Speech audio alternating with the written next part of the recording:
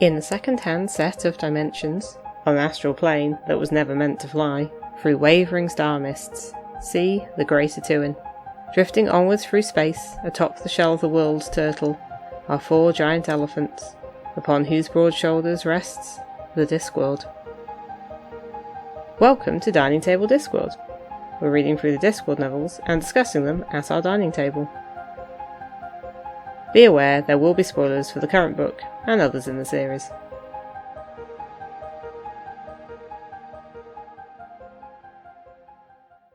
Hello! Welcome to Dining Table Discworld. I'm Dave. I'm Kathy. And today we are talking about the 12th book in the Discworld series by Terry Pratchett, which is Witches Abroad. This was published in 1991. Kathy, what's the synopsis? A witch in Lanka prepares for death by sending her wand to Magrat. Meanwhile, a witch obsessed with mirrors watches from the distant city of Genua. When Magrat inherits the title of Godmother and has to travel for the role, she can't stop elder witches Nanny Og and Granny Weatherwax from joining her. The trio spread chaos, bad pronunciation, and proper respect for witches across half a continent, encountering a lot of stories on their way. In Genua, the population are terrorised by rulers who force people into stereotypes and make happiness mandatory. Swamp Witch Mrs. Gogol looks out for the new arrivals to aid her fight to free the city. Meanwhile, Granny's recent aversion to mirrors brings up a family secret. Excellent. So, your first impressions? I liked it. I've said before, the Witch series is one of my favourites. And I had read this, I think, a few times. So, yeah, I still liked it. As ever, you forget some bits go vague, so there's still stuff to interest you. A lot of the references in this are things people mostly know, because it's mostly fairy tales and sort of famous stories. So I think most it was just the extra Lord of the Rings stuff I got this time, because I hadn't read much Lord of the Rings I've only read a bit when I was younger. But yeah, no, I thought it was generally good. It's another travel-y one, which we mentioned before. we do have a number of these to go through. But it's not questy, it's a little bit more, I guess, kind of travelogue-ish, but it felt a little bit more, I say intentional, like it's all part of the story, not like, here's the bit where we travel between places. Yeah. Like, the journey was part of the wider plot, which I think some of the other travel ones, either it's been sort of zipping about odd bits, or travelling through seemed not that related to the destination. Yeah. So it felt like it's all tied together a bit more. Yeah, that makes sense, yeah. How are you? I think this is, not that I dislike the Witcher series, but I don't think I've reread them as much. So while this one, I did remember more of it when I came to reading it. I couldn't have necessarily said what the plot was. But no, I liked it. We get development to the characters. The witches are a good ensemble there. Yeah, with a bit more of the disc that we see, and more building of that. And I know, yes, it's a nice rounded story as well. We definitely get a beginning, middle, and end, which is kind of important given the other topics of the book. I mean, sometimes the endings can feel a bit flat. Found some of the earlier books, the ending's a bit rushed, but we get a satisfying ending. And yes, it's definitely a story. Again, sometimes we end up with an ideas piece. So yes, I mean, I think it's very common that we've enjoyed these books. It's very rarely that we've come out of them and gone, yeah, I didn't enjoy that. Although, kind of looking at you, Eric. I think I have to keep maligning it every episode. Yeah, I'm sorry. It's a good punching bag at the moment. So yes, I mean, it's not without the book's not without its flaws or things that we're going to discuss. I mean, do we want to start discussing those now, or do you have anything more? No. I think we would just slide right into. So the thing that's notable about this one, which we notice, is it is only the second book, and it's the 12th. Yes, how do you say? Which explicitly mentions that there is a black person in it. Yeah. Although this one does, it seems to have quite a few. Well, you'd hope so, but anyway. So you continue. It's when they arrive in Genua. I think we're going with Genua. I think I'm just going to say it how I feel each time. Yeah. Because there's probably other ways of pronouncing that too. So that they arrive there and Nanny Olga's gone to kind of scout things out. It's like, Nanny Olga found a friend. Her name was Mrs. Pleasant. She was a cook and she was the first black person Nanny had ever spoken to. That in itself isn't too bad because the whole point of Lanka is it's very much rural England. Yeah. And we are both from different parts of rural England and they're not very diverse. I mean, certainly not back when we were there. I mean, I'd like to think it might be more diverse now, but Hopefully. certainly when Pratchett was writing, you'd have had swathes of the countryside. Well, when he was writing this, we were both living in the countryside. Well, fair point, yes. Just thinking about, like, the school I went to, which yes. was mostly villagers. So there's that. And also the fact that he's just said, oh, she's a black person. Because sometimes in books, authors will try and, like, describe someone's appearance without naming their race, which is sometimes fine, but then using food to describe people's skin tone is deeply problematic. So he's avoided that. But then there is a footnote. Racism was not a problem on the Discworld. Which one feels, okay. Because, what with trolls and dwarves and so on, speciesism was more interesting. Black and white lived in perfect harmony and ganged up on green. Now I see what he's doing, and I think in the early 90s, as a sort of fairly, I guess, liberal white guy, you can see where this is coming from. It's not like people still don't do not as well, but yeah, it's not great. So, and later on, there's a character of Ember, and describes her as being, definitely describes her as being brown, but also having like blonde hair, and says something about like, oh, in a city like Genoa, that was a perfectly reasonable. Like, yeah. Wait, I can't remember the exact... I think implying biracial. Yeah. I think the implication is that, and that, well, I know because we see her parents later and they sound like they're both black, but she has also been influenced by magic, so it's a little bit unclear. But yeah, it's the suggestion is that Genoa is quite diverse. I mean, and there's certainly a reasonable black population. I mean, Genoa is supposed to be, obviously it's but it's supposed to be a stand-in for New Orleans. Yes, yeah. And so obviously it's got a large black community, but it's also, which seemed to be the poorer side of things. I mean, that in fairness is reflecting how things often are in Roundworld. Yeah. And not even just in the US. But I think that was the thing, when there was, what was the hurricane? Was it Katrina? Yeah. And the way New Orleans was affected. And again, it was a lot of the poorer neighbourhoods, which were largely black communities that were affected and just never got rebuilt and were kind of destroyed. And then I think I heard somebody talking about Paris, for example, as a place where there's quite a big black population. But if everyone shows traditional pictures of Paris, you don't sort of see that. Yeah. I mean, we live in a very diverse city, but let's face it, it's known there are parts of the city where there are quite different, I mean, you definitely get parts of the city which are like deprivation index and all of that, and it does tend to be where some, minority groups live, and it's not, those two things shouldn't go hand in hand, but they do historically, and so I think it being like that makes sense. Like, he very much with Genoa has like, this is the rich middle bit and this is the kind of less salubrious bit outside, which I think we'll go into a bit more when we talk about Genoa. I think it's more just that he's saying, there wasn't racism on Discworld. It's like, well, I know you're the creator and you want to just decide that, and I guess it's a nice thing to decide. It's like, we're going to have speciesism instead. It's that thing like, we've made an allegory for something. And obviously Pratchett, there's a lot of allegory and there's a lot of looking at injustice in his work. Yeah. But this just feels a little awkward. It's like, Nana's only just met somebody who's black. So... To be fair, she seems to be the type of person who'd be okay with, she embraces all people. Well, but again, no one's ever mentioned what... Again, the other thing is, this goes back to, this is only the second time black people have been mentioned. There's one person in Colour of Magic. It doesn't say if anyone else in Kroll is black. There's just one character.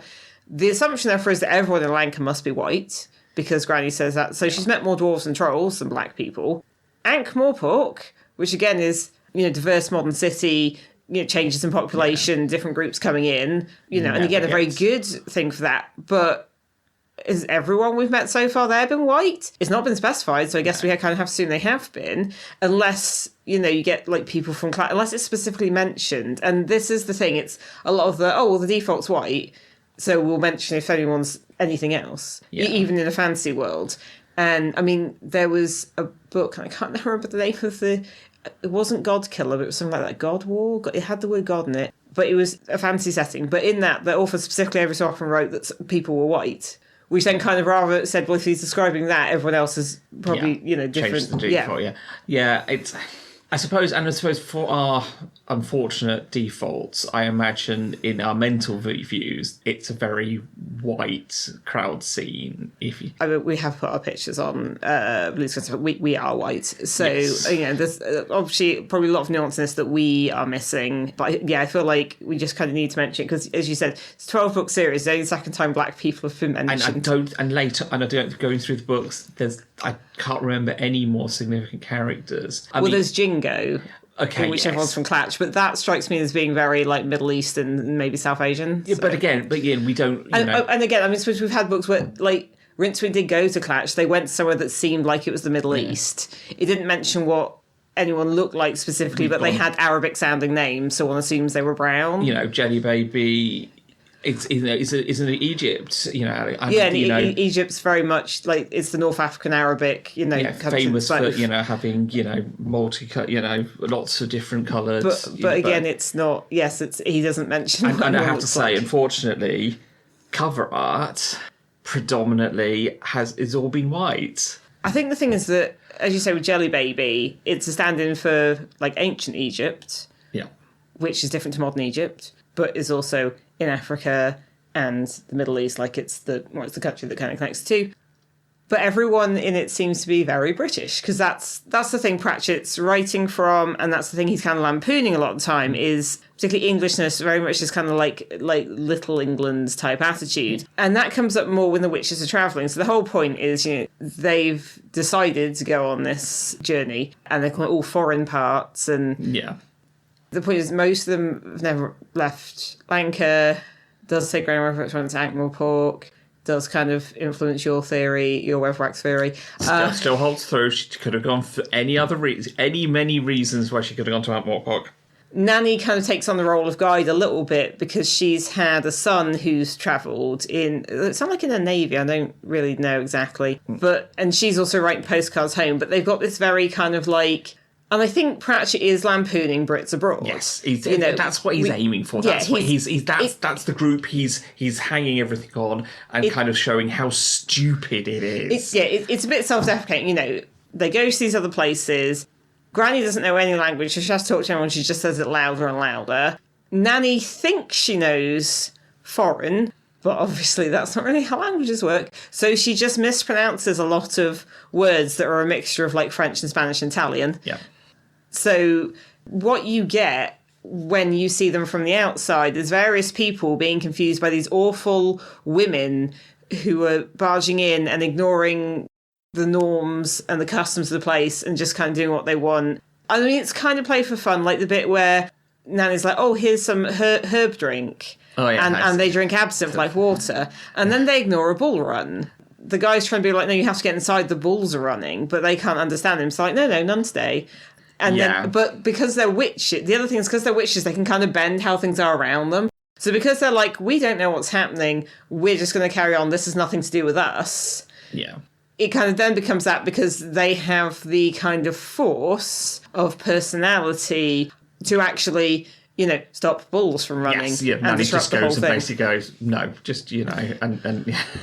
You read about that, like people, I mean, obviously they don't have like Lanka enclaves, but it's the whole Brits abroad thing. It's like, we've gone somewhere to be sunny and go to the beach, but we're just going to make it our own thing and ignore the local customs and not get involved in anything and not be curious about it. Fish and chips. Everyone's got to speak English, and we want everything, our way. Yeah. We're not going to wear sun cream because that, it's, yeah. Now we're being, I guess, self-deprecating, but yeah, we're not a nation with a great reputation. It's not gotten better in the last few years, let us face it. No. That's a whole separate thing, but we were complaining about the things we couldn't buy recently.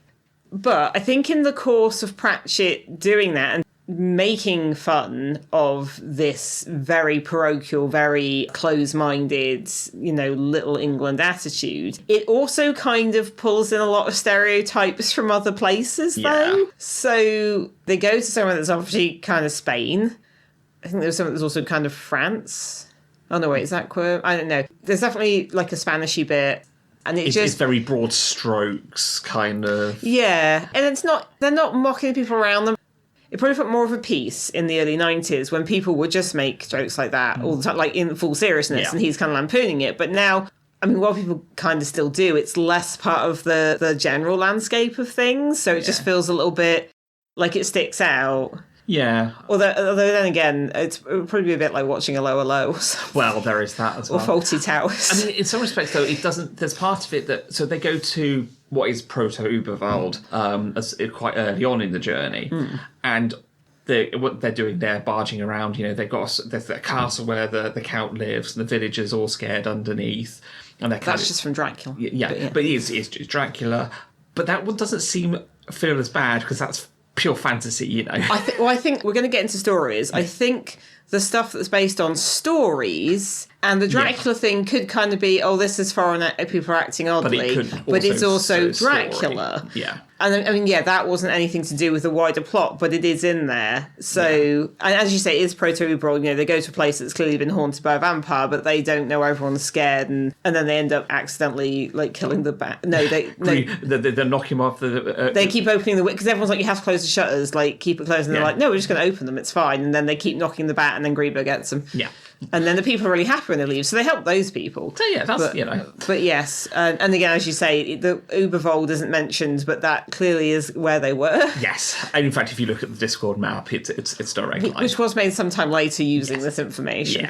But so that's... So I mean, it is a good book. There's just stuff like that in there, and again, some of the stuff with Genua, because there's lots about voodoo. You know, you've got a character that is a witch, but it does use the word voodoo that she's doing. But I feel like the understanding of voodoo in that is very much a kind of touristy voodoo that is sold to white people. I mean, there's a bit of stuff about voodoo dolls, which are actually more based on European witchcraft, like poppets, but that's kind of mentioned a bit. But there's stuff about gods. But they do mention it as it actually is mentioned as a puppet, rather than being... Yeah, so there's the fact that the witches are actually familiar with that because, again, what we in the West and in European traditions tend to think of as voodoo dolls is actually, it's very much a European magic tradition. So I don't think he kind of explains that, but it's kind of there if you know, I guess. Yeah. But also stuff about the cooking, because again, that's the other thing, foreign food.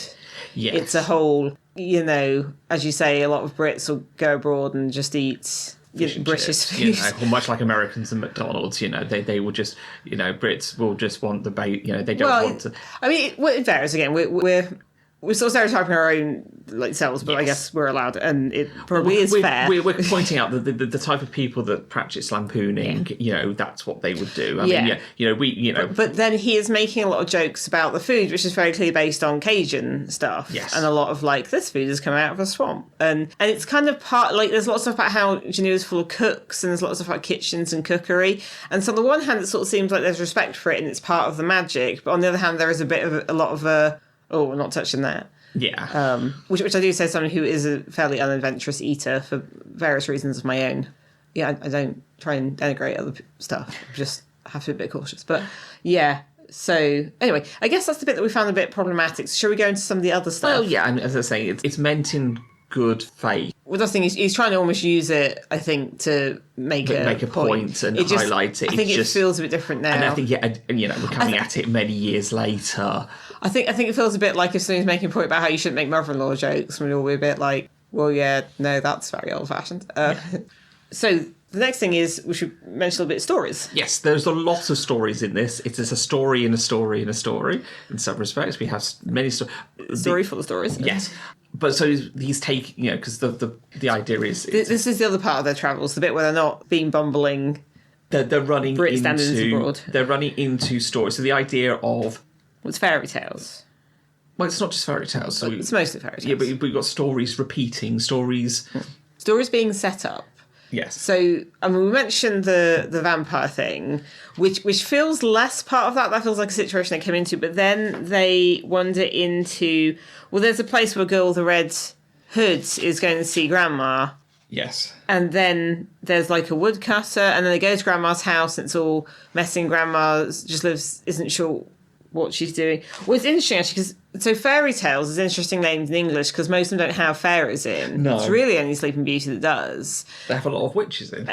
Well, this is the other thing. So part of this is that Magrat has been given the role of godmother by a witch from Lanka who actually travelled a lot as a godmother and did that work. And you'd normally think fairy godmother, but it's like they've replaced fairies with witches. But actually the grandmother in the Red Riding Hood bit, they say, oh, we're fairies. There's a couple of times they say, oh, we're fairies. Yeah.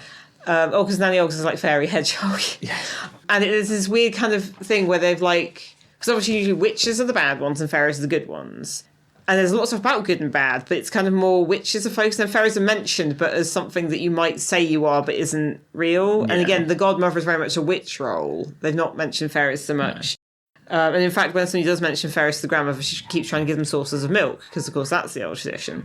But yes, basically a weird wolf creature appears, but it very pathetic. It's basically a very skinny wolf because it doesn't eat much, and it's sort of walking around and kind of half talking. And Granny gets super mad because clearly someone's messed with it. Yeah, they're kind of forcing a character, someone to be a character. She said they forced. It's not even a werewolf. It's forced a wolf to think it's a human. And there's more of this later, forcing things to be other things. The Three Bears mentioned as well, because they find these woodcutters and then they see the deplorable state of the poor grandmother's cottage and they're like, you're going to go help this old lady now. And yeah, because they're like, well, you just let the thing wander around. And this is where you get the thing where it's a bit like the form of help, because they're like, no, this thing, like, it asks them to die. Yeah. And because it lives in such torturous existence. So, I mean, women's going to the grim part of fairy tales. Yeah. So I realised the pun just before I said it. But they do mention, there are 3 bears that lived in a cottage nearby. Yeah. The whole thing is kind of Cinderella with the godmothers. They go to that castle where there's all the stuff growing and everyone's all dusty and asleep. And they kind of break in. And then when they finally wake someone up, everyone recognises Granny and is really mad at her. And they're like, what's happening? So that's like foreshadowing. And then did you want to do there's Lord of the Rings. So there's, at the start, to get into Dwarf Mines, there's invisible runes, which you can buy from a wizard. Yeah, it's amazing. I don't know if they don't even a wizard. I'll sell anyone who wants some invisible runes written. Tap me up.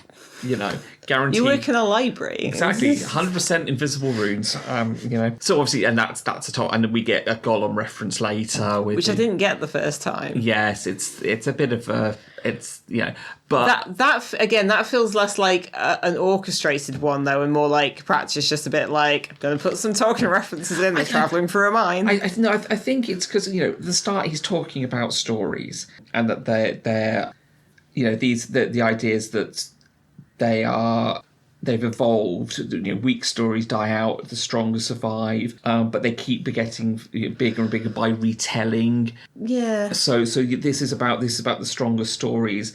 So we've got throughout these, we've got round world stories.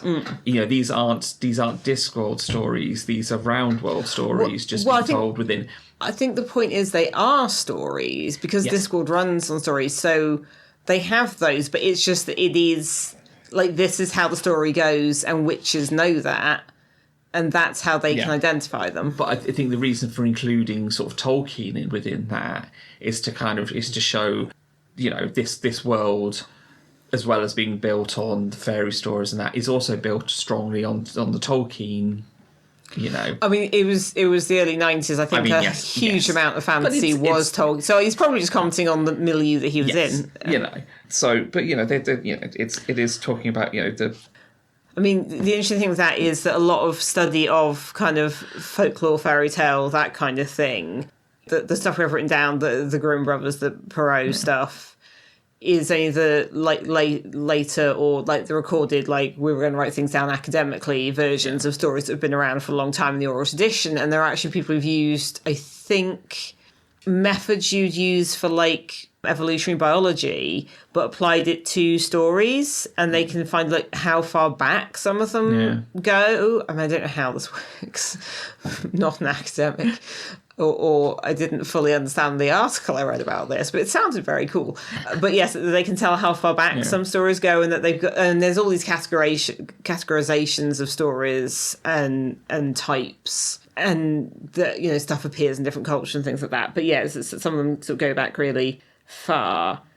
It's that Granny starts noticing, I think that some stuff's been engineered, like somebody has interfered to make this set of things happen. And I mean, from the sort of the way it talks about stories at the start, the idea that, and narrative causality, which is something that we, we'll come across many times, that it means that a story once started takes a shape.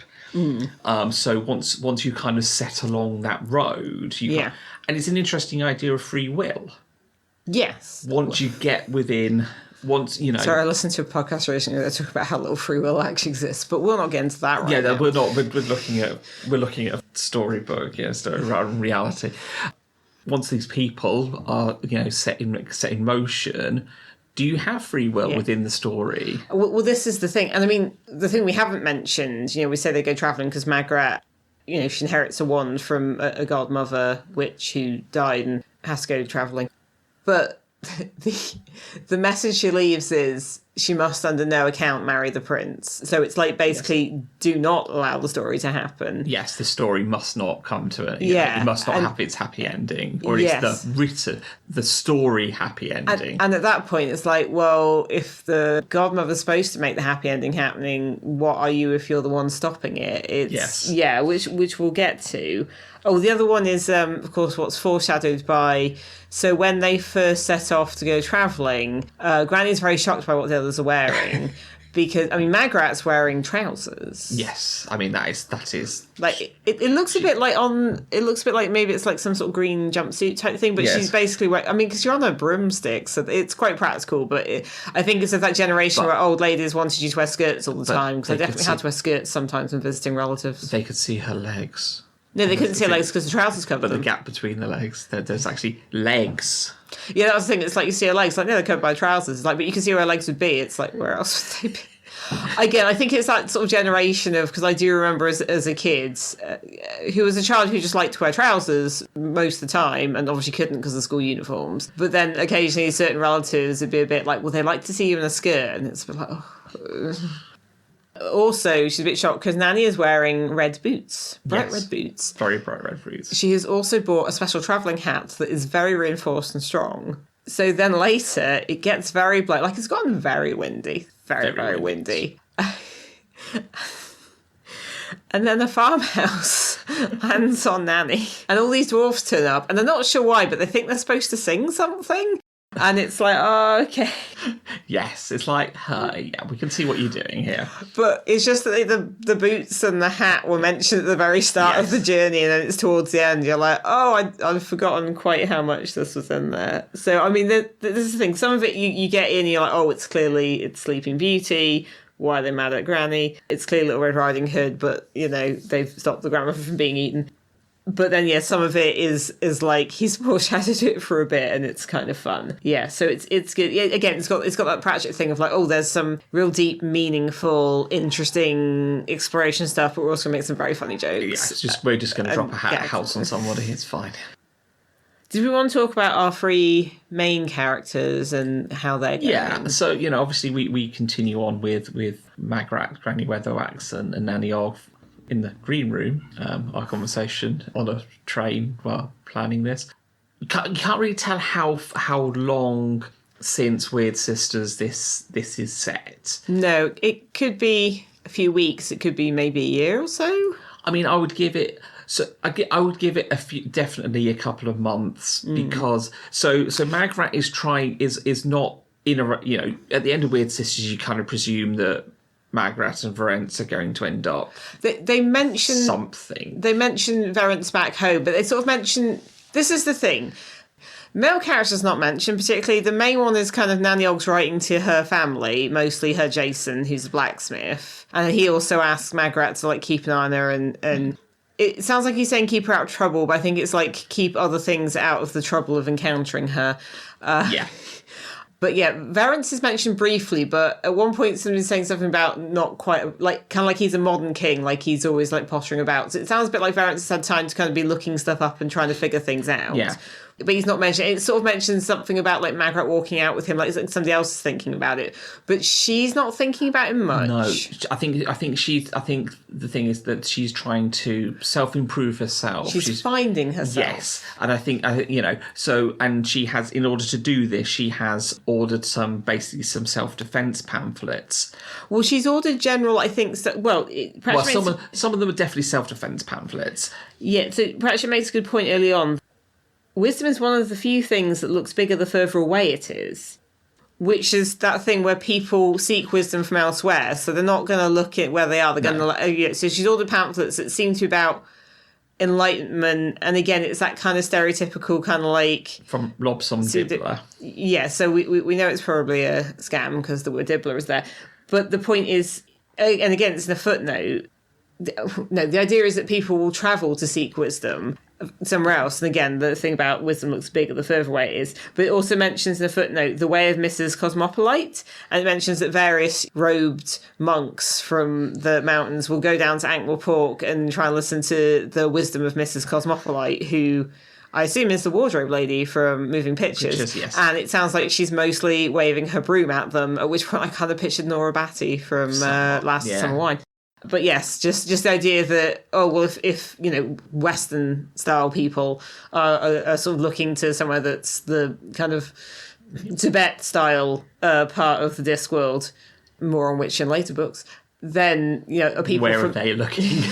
Yeah, where are they looking? Or they're going to listen to an old lady. And again, it's one of those footnotes. So you're like, this becomes a whole thing later, yes. Which is the fun of reading these through in order. Yeah, but anyway, in this, I think the fact that she would have had to have ordered and got the pamphlets, I think we're looking at a couple of months is kind of... That's true. But I mean, it could have been longer, but I don't, It sounds a bit like Magrat's trying to figure out where she is. And mostly in this book, it feels like it's about as a witch and as somebody who's part of this group with these older women, which we saw in the previous book as well.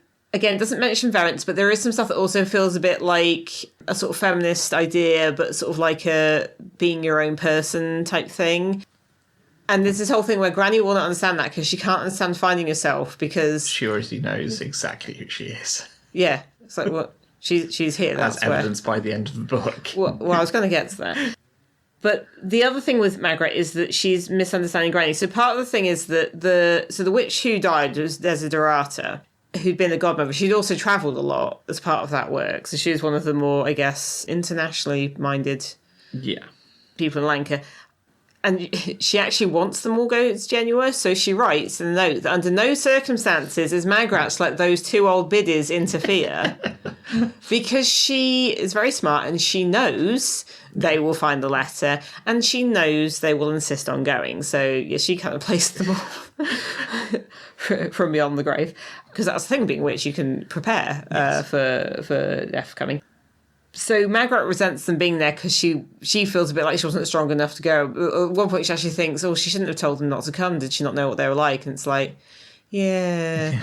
But Magrat, in this, I feel like Nanny Ogg's very much the kind of peacemaker, bridging character. Like, she's mostly there for the gags about foreign parts and writing the postcards. You get a bit of, like, things from her point of view. So it will summarise what happened when they're in a place. You get a cover, you might not even see, we might not get any interaction. She'll just quickly describe something and it gives you enough of flavour to know, like, okay, they terrorised another place. Yes.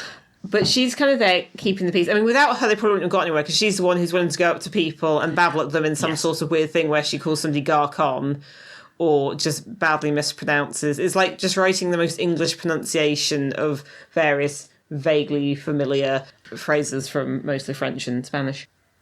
Although some of them I was looking at, like, I'm not even quite sure what this is a reference to. It's foreign. It's fine. Yeah.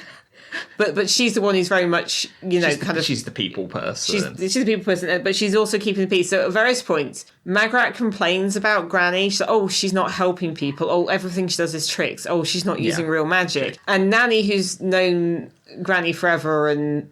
Well, like the help she offers is different. And because I think Magrat's sort of thinking, because there's the thing, Magrat has the wand, but it only makes pumpkins. Yes. It's set on the pumpkin setting. But she's thinking, oh, you can grant wishes as long as they're pumpkin-based. So she's sort of thinking what good I could do. And Nanny's trying to be a bit like, but if you just grant wishes for people, but Margaret doesn't get it. But then throughout the book, everything she thinks Nanny's doing, and Nanny says, oh, you don't do this, you don't... Granny says, you don't do this, you don't do that. And then later, Nanny's a bit like... Margaret will point out she's being hypocritical, and Nanny's a bit like, you have to understand, when Esme says something about people, she doesn't mean herself. But it's interesting because it sort of shows that Margaret's still trying to understand the role of a witch. And it's like, yeah, they help out in the community. They help out with the stuff they're doing. But there's also not real magic.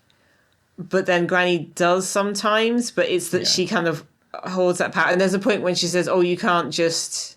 She explicitly says you can't mess with fire without getting burnt. Yes. And then later on, somebody tries to set fire to a voodoo doll and... It does not go well for them. No. But of course, that's the whole thing that you get where it's if the voodoo doll and her are connected. No, that's it. They're frightened to hit the voodoo doll, and she says, "Oh, there's a connection between us." Yeah. And she says she doesn't believe it. They do. That's it. And then she sticks her hand in a fire. Yeah. And the voodoo, like she basically reverses the voodoo doll. Yeah. Yes. Granny does a lot of reversing things. Yeah. In things. I think with Margaret and Granny, they're both Margaret. Obviously, even from Weird Sisters, she has a very new age to magic. She feels that there's certain trappings that go with not just the pointy hat, crystals, and you have to do magic with real magic is done with certain trappings. Whereas Granny kind of knows that you don't need that for real magic. Yeah. And often real magic is not actually magic at all. It's headology. Yeah, and I think Margaret, I don't know, it kind of feels I think she wrong. resents it a little bit. Yeah. I mean, it's interesting, Margaret, because there's that new agey thing. Although I feel like there's less of that in this one. But well, I don't know, the kind of seeking yourself and that's the thing. It's become more turned inwards. Yes. So before it's like the occult jewelry and stuff like that. Although partly they're travelling and they keep getting wet and losing things, Yes. but. Yes, it's that Margaret's turned that new age stuff more on herself. So yeah, she's trying to find herself and she's seeking wisdom. Again, it's that whole wisdom seeking but far away thing. But I think as part of that, she has a certain resentment, kind of for both of them, because they are dreadful old biddies. And just different sides of the coin. Well, yeah, but Margaret, I think, still finding her place, and I think she's also resentful that she a person who has so much uncertainty about herself, and I think is in a situation where she realises her life could change quite soon, but wants to make sure she's true to herself and who is that, and exploring herself. And again, I think she's only in her early 20s. Yeah, at she's most. not that. So old, that's not so unusual, even in a time when people took adult responsibilities on much younger. And I think she resents that she's got these two such strong personalities of people who are firm in who they are, and this is always who they are, and they will not, that's what that is. And they do it in different ways, but that is absolutely both of them. Oh God, yeah. And it's part of the biddiness, I think. Yes, with Granny Weatherwax famously, is obviously who she is and everyone. But Nanny Ogg is also, Oh, absolutely. She knows she's who always she Nanny is. Ogg, yeah. She's happy-go-lucky, friendly, outgoing, family orientated, and all of these things. Mm-hmm. Well, her family orientated, as long as they're doing what she tells them to do, it's fine. Yeah. That's kind of matriarchal. Well, there was something about her becoming uninterested in being a proud housewife from the age her eldest daughter could hold a duster. Yeah. At which point you're like, I feel terrible for any woman related to her. Yeah. It's like, she's lovely, but you wouldn't actually want to be her relative. Oh, no, I'm pretty certain there are some Reddit threads is discussing these type of matriarchs. Yeah. The mother-in-law type stuff. Yeah, those Yeah. And then if we go into Granny, who early on sees something in the mirror she doesn't like and smashes it, and then after that is very wary of all reflective surfaces. And then, as I said, the fact that people kind of seem to recognise, oh, you again. It's like, you've never been here.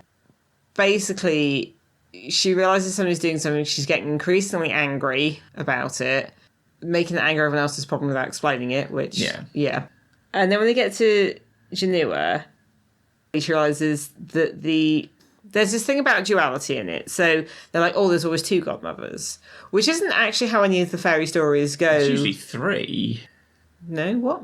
There's the three good fairies in... Oh, good fairies, in Sleeping Beauty. Yeah, no, I messed that one up. And the three wise men, but that's a whole different thing. That's a whole different thing, yeah. No, yes. But I think it's saying godmothers. I think it's from that idea that... I don't know, neither of us have been, like, baptised or christened, but I think quite often you'll have, like, two godparents of the same gender and then, like, one, although I think usually actually it's godmother and godfather, I'm not sure, but there's some sort of thing just there's always two godmothers, and I couldn't quite figure out where that was from. But I think it might, again, be that duality I mentioned before of, like, the bad witch and the good fairy. The point is, there's a good one and there's a bad one. I think it's because they've conflated witches, fairies and godmothers in Yeah, this. it's a bit of a combination of... Yeah. And it's all thing about who's the good, who's the bad. And basically what she reveals before the end confrontation is that the terrifying woman who's taken over Genua and is enforcing stereotypes at spear point, and everyone has to be jolly all the time. And yes, it's like that Doctor Who episode where that robot makes you smile. It's a Disney... It's like living in Disney World. But... like, if all the characters were also armed guards. Yes. It doesn't seem like it's fun place. Yeah, it's magical and everyone's happy, but only on the surface. But yeah, so she reveals that the witch taking over is, in fact, her sister, Lily Weatherwax, which is a bit of a revelation to everyone. And they obviously look incredibly similar. But yes, Lily is the older sister, who I think was like a teenager when when Esme and Gaither were kids. Like quite young, because that's why Nanny Ogg doesn't seem to specifically remember her, although I'm sure, being the rumour monger she is, she knew there was some stuff like this, because at one point she does think, magic runs strong in the Weatherwax family. And sort of ends up with this thing of she's going up against her sister. And you do get... So she's called Lilith most of the way through, and you do get the viewpoint of Lilith, the other godmother, who is the good one. Yes. And she's all in white. And she's making everyone's dreams come true. And she's made everything happy. And the girl will marry the prince. And I think except he's called the Duck. Which it's the Duke, but yeah. But I think we're getting to...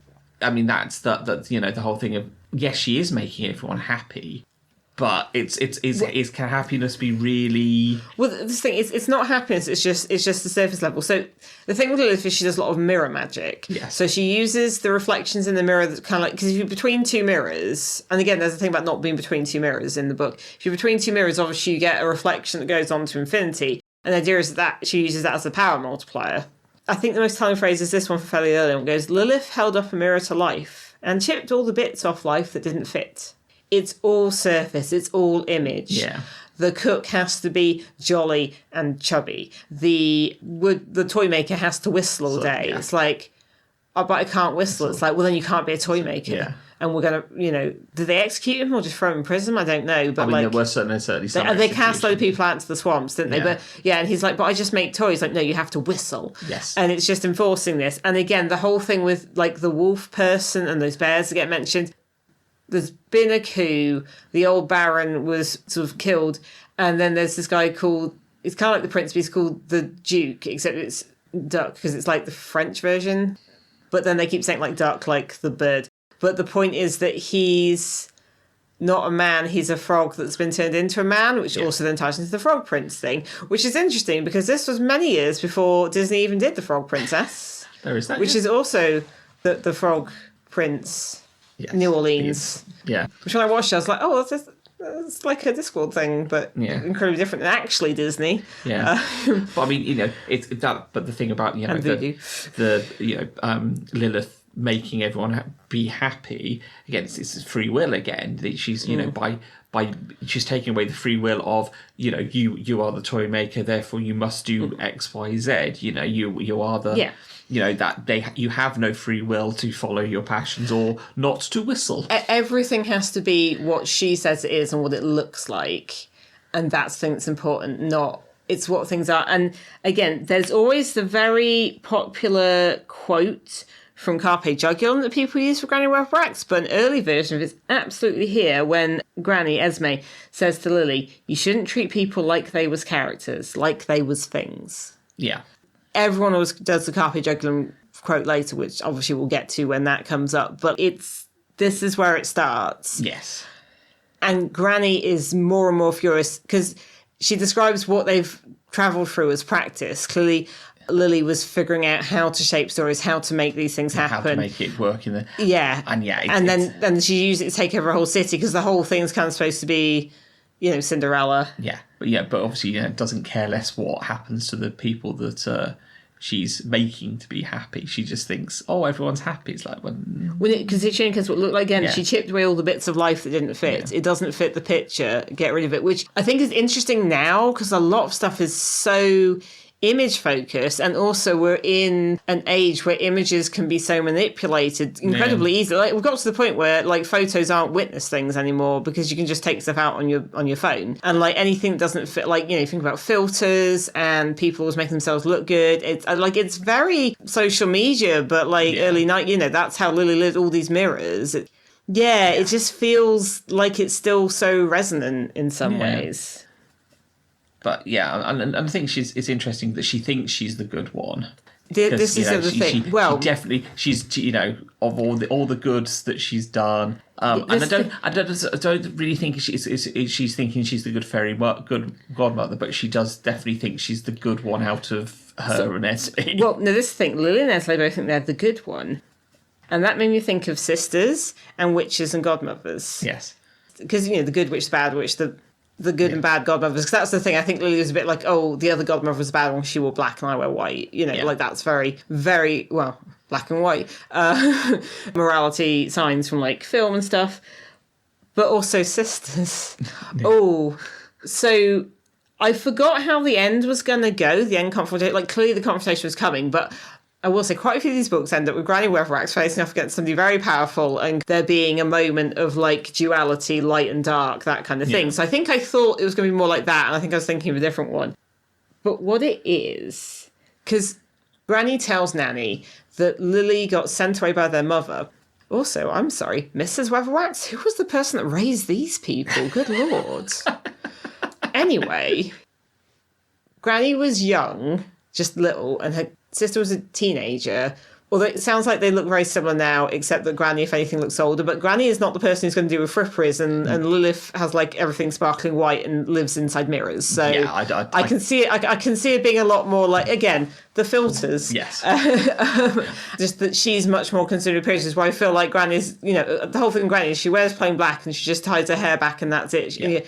Well, she even says she doesn't have a bath. She just washes bits as they become available. She's not got time for that.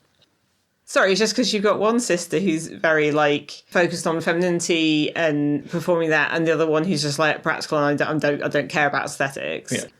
Granny tells Nanny that Lily was using her magic, and she was bad, so their mother cast her out. And there's stuff about her like enchanting young men and stuff, which again you couldn't ever see Granny. Although saying that, there doesn't seem to be any young men around now. And Esme is very resentful because she says, when Lilith says about how she's the good one, and Granny's like, no, I had to be the good one. And this brings up the absolutely terrifying spectre of what Granny Weatherwax would be if she didn't feel she had to be the good one. Yes. Like, that bit in Lord of the Rings where Galadriel has the ring and it's just that dark queen bit? I feel like it'd be that, but less elfy, but like worse. Oh God, yeah, yes. like the idea of but you can sense in this that her sister gets cast out for being bad, and so she is raised by a mother who's like, well, you're not going to be like that. You're going to be the good. And you see, Granny is so disapproving of so much stuff. Oh, red boots, trousers, not behaving the right way. Everything has to be how it should. And it's not. And she is kind of closed-minded, but not in like a cruel way. Just in like, this is what's right. And I think that's been drilled into her. So rebellious sister cast out, you're the good one now, you have to live up to this. And I mean, how old is she now? Decades of this just worn right in. Yeah. And then she meets Lily and she's like, you mean to tell me you didn't even have fun? She didn't even enjoy being the bad one, because Lily thought she was doing what she had to do. And again, I mean, she's ruling a place, she's the power behind the throne, so that's a bit powerful, but is it fun? She seems to feel responsibility. She's doing stuff. There doesn't seem to be any young men or men around. It doesn't seem like it. She seems very duty bound as well, but in a different way. And then basically she says, "No, this is for me. This is for what you put me through." And she slaps her. And you're like, oh, it's just incredibly siblings. Yes. It's like, oh, it's powerful stuff. And then the end bit, get the spectre of like, this is how not to be. But then both of them have spent their life. So, but what happens is, so they end up going into the mirrors, and then Death's in the mirror, and he says to Lily, so we have to find the right one, because it's like a hall of mirrors. Real you. No, not the real one. Sorry. And so Lily runs off, Yes. searching desperately. And then he goes to Esme, how do I get out of here? You have to find the real one. No hesitation, this one. And she points at herself. Yeah. Because that's the thing, the whole thing where it says earlier that Granny would not understand the concept of finding yourself, because she is always known. Yeah. And in some respects with Lily, it feels a bit like, did she kind of come to realization and think this is what she should have done, but she spent so long in mirrors that, like, well, which one's real? Well, I think that's the thing, is she doesn't know where real is. And she's the one who's so obsessed with good and bad. Like, I think, because this thing, Granny, although she's disapproving of stuff, it's not good or bad, it's just how stuff is. And that's why she gets so upset with Lily. You know, she puts a human mind into a wolf. She turns a frog into a man. She turns two snakes into two women, sisters. yeah. That's kind of the ugly sisters. And it's messing with their natures. They are what they are. She's not angry at them because of what they do. And even if, you know, people do things she disapproves of, it's just how they are. I mean, she disapproves of Nanny all the time, but they're very best friends. Yeah. So, you know, she won't do it herself, but she's got her own standards. But she's not going to change people. Again, she's not going to treat people like characters or things. No. And this is the thing. I read that. I was like, oh, this is where it starts. Yeah, so, I think it's very formative for Granny Weatherwax. You see, perhaps, you know, the idea of where she could have gone if she had. I mean, we get hints of that in Weird Sisters when, you know, talking about Black Alice and you know what she did, and the idea is that Granny Weatherwax is a little push away from that kind of thing, but it's her own resolve, it's her standards, it's her always keeping an eye on herself. Yeah, from going full Black Alice. It's which is also another thing of a different character in another series, but we'll get to that. So yeah, I think that's the main things we're going to talk about. Was there anything you wanted to bring up as well? I think, you know, there's some interesting fun bits we get throughout the book. Yeah, I've got a few gags I've written. You know, we get the first appearance. I say first appearance. Well, the first transformation of Grebo into a human. Oh yes, because at one point they're crashing the ball, aren't they? So yes, they do a confidence spell on Magrat, which that was a bit odd. Yeah, she kind of becomes incredibly arrogant. Yes. But yeah, they wanted to be all horse like a noblewoman. It's interesting. It's like they kind of take down the wall. That's the other thing with finding herself. It's like they take down those walls for a bit, but then Margaret reverts. But I feel like she got a sense that she didn't kind of like who she was being then. Fair enough. I didn't like who she was either. It didn't. But yeah, I mean, yeah. But then and then they do that funny thing where there's people who are the same size as them, so they kind of basically steal their clothes. The traditional, you know, if you need guards uniforms, you find two people that, you know, and in this you get, you know, noblewoman. Yeah, noblewoman. Is, I think at one point, and basically one of them walks around the corner, sees Granny, and gets sized up by her. Literally, it's like.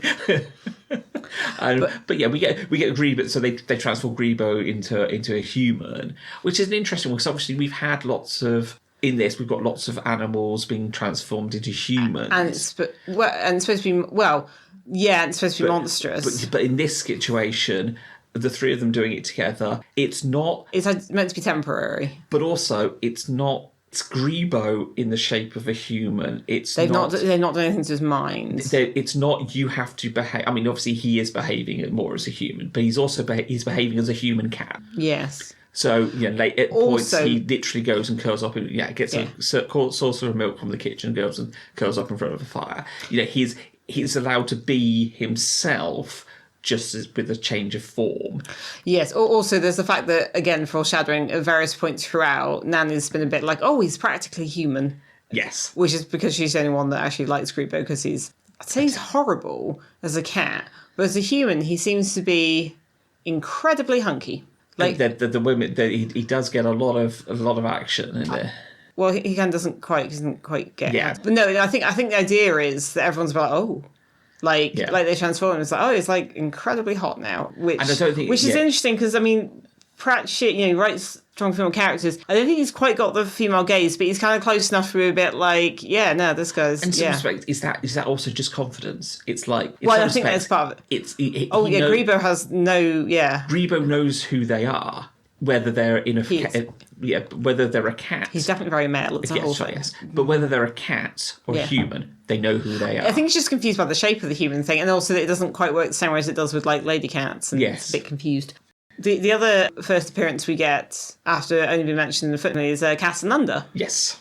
Who is the disc's second greatest lover, and is a dwarf, and starts to, like, flirt with Nanny Og, but then she's busy. But, she's not against it. No. She's just got to sabotage a clock to stop, to make it... Or to make it chime midnight, yes. Yeah. Oh, yes, so she kind of uses him to help out with that because he's got a stepladder, because he knows his way around stepladders, Casanunda. And again, it kind of reminds me of Quell a bit, in that he's a guy who's, like, he's a dwarf, but he's nothing like dwarves. Because does this one mention the fact that dwarves don't really go in for romance, and in fact, they don't even express gender very much? No, I think we... It's been mentioned a bit so far, but the idea is that somebody being very flirty and sexual is not a dwarf thing. No. So again, I feel like we've got another dwarf who's not at all dwarvish, and that's why he's not living in a mine.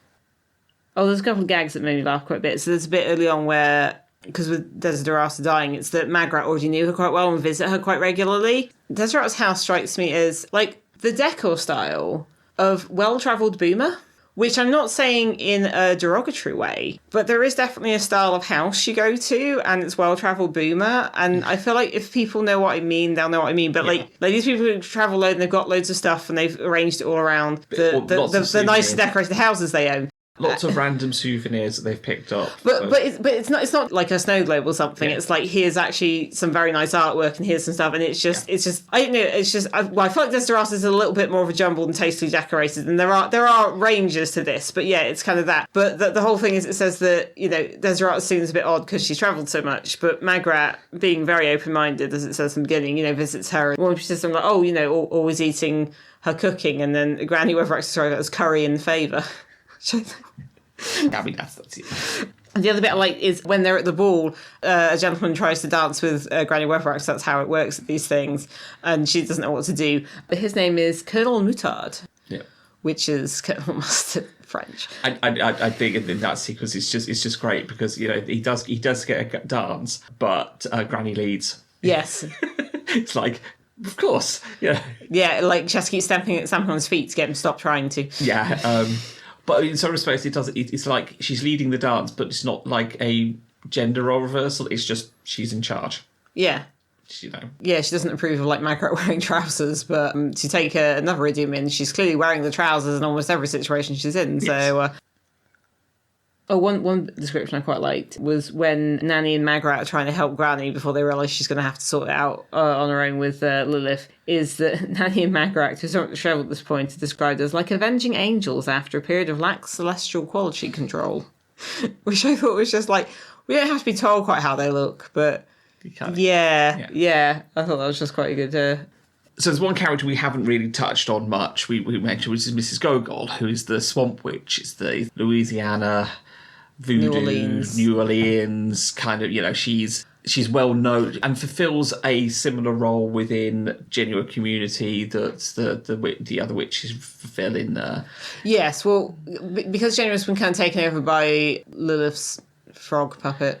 Yeah, I mean, she's the resistance. Yeah, kind of. She's living in the swamp. And she does have a zombie servant, which the other witches are a bit like, about at first. But then Bee talks to them, and then it sort of seems right. And again, there's an element of them sort of like testing each other a bit and sort of seeing, this is different. And then stuff like Mrs. Pleasant knows her, and everyone knows her, and they'll like put money in her pot, and they'll take... There's gumbo, basically. That's it. It's basically, there's a big cauldron of gumbo sitting outside her tent when she's in town, and people like at the market. Yeah, people will take a bowl, leave a donation, not necessarily monetary, but And then she sort of says to Mrs. Pleasance that she can see the future in the gumbo because she warned her the witches are coming and that she needs to bring them to her. And then later she said, she felt bad for misleading her. It had actually been in some jambalaya she'd made earlier.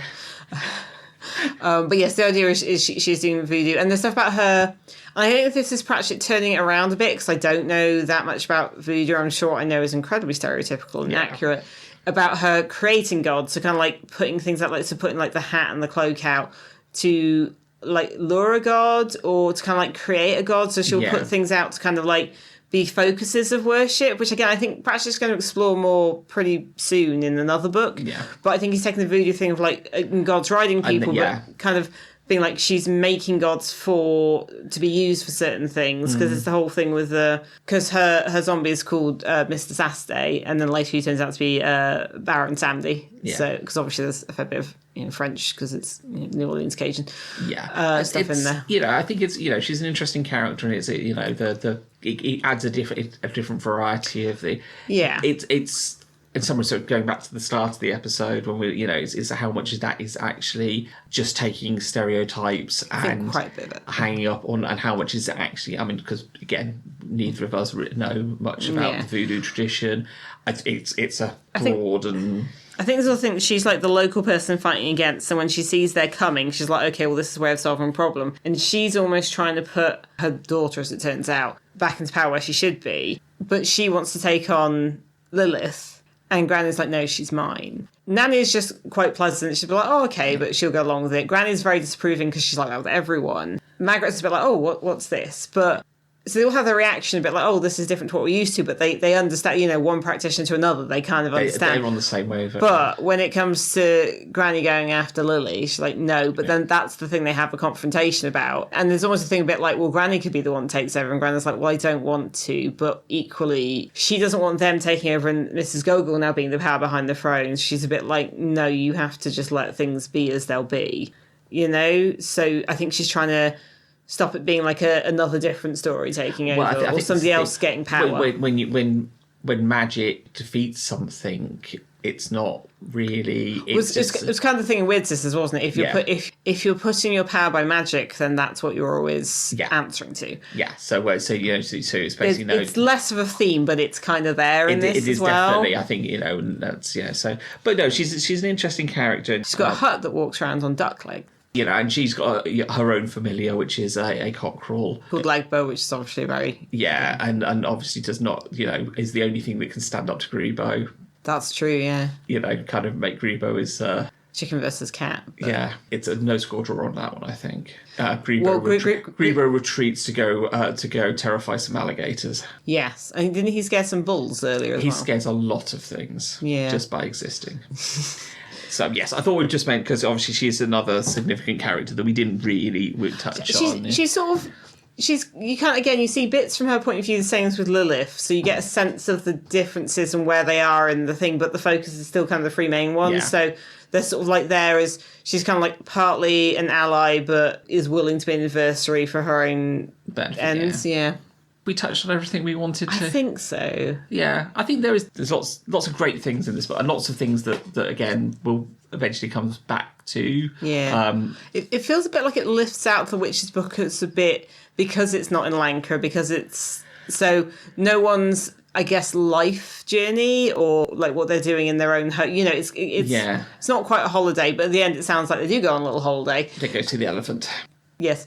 It's sort of like taking out so you can kind of like have it where, we're off to one side and it's not our own location, so... Yeah, I mean, I think at the end of it, perhaps they all three of them have a bit more of an understanding of each other. Yeah. Perhaps... Well, particularly, I guess, where Magrat's concerned. Yeah. But yeah. But I mean, in some respects, if you... I feel like if you skip this one, I don't think there's anything massive you're missing. No. I mean, the stuff with Lily Weatherwax, like that background and that insight into Granny's character is very valuable. And yeah, as you said, I think Magrat develops quite a bit. But I feel like if you went to Lords and Ladies, it wouldn't... Like that almost feels like more of a follow-on from Weird Sisters. But I mean, but it is good. It's not, it's just if perhaps the story aspects... Yeah, some of the aspects doesn't sound like it, you're interested in, or it sounds like it's a bit too problematic. Yeah, I mean, obviously for some people it might. I feel like it's not terrible, but I feel like it's not my place to say that. No, so, yeah, I mean, let's be honest. I'm sure we've read worse as well, but true. this, yeah. So Yeah, if you enjoy the Witches books, this is definitely because you get more of the Witches. They're all the whole thing where Granny Weatherwax ends up like hustling those guys because Nanny gets hustled and then Granny hustles them, and there's this whole thing where Nanny describes how when Esme's really scheming, she starts picking at her ear. I did have a bit of like an itchy ear while I was reading this book, so I noticed it because after Nanny mentions it and Granny does it, I was like, because I'm desperately trying not to scratch my own ear, and then she keeps it every so often just before she's going to do something that's like real, like I know what's happening and I'm in it. She'll do that. I can't remember if it's any of the other books, but just because I also had an itchy ear at that point, every time it happened, it jumped right out at me. Yeah. It's a good little piece. You get more of the characters, and they're fun. More of the Discworld, and a bit of fish out of water. You know, and some of the things we'll see. And then Cassandra comes back later. We get Ubervold in a bigger thing. Yeah, that sounds good. Yeah. Thank you very much for listening. We shall be back next time, possibly via a trip to see an elephant with Small Gods, one of the standalone ones. And with that, I'll just say good night. Good night. Thank you for listening to Dining Table Discworld. You can find us on Facebook at www.facebook.com/Dining Table Discworld. You can also find us on BlueSky at dtdiscworld. All our other contact information and credits for our music can be found in our show notes. Thank you for listening again, and we'll see you in our next episode.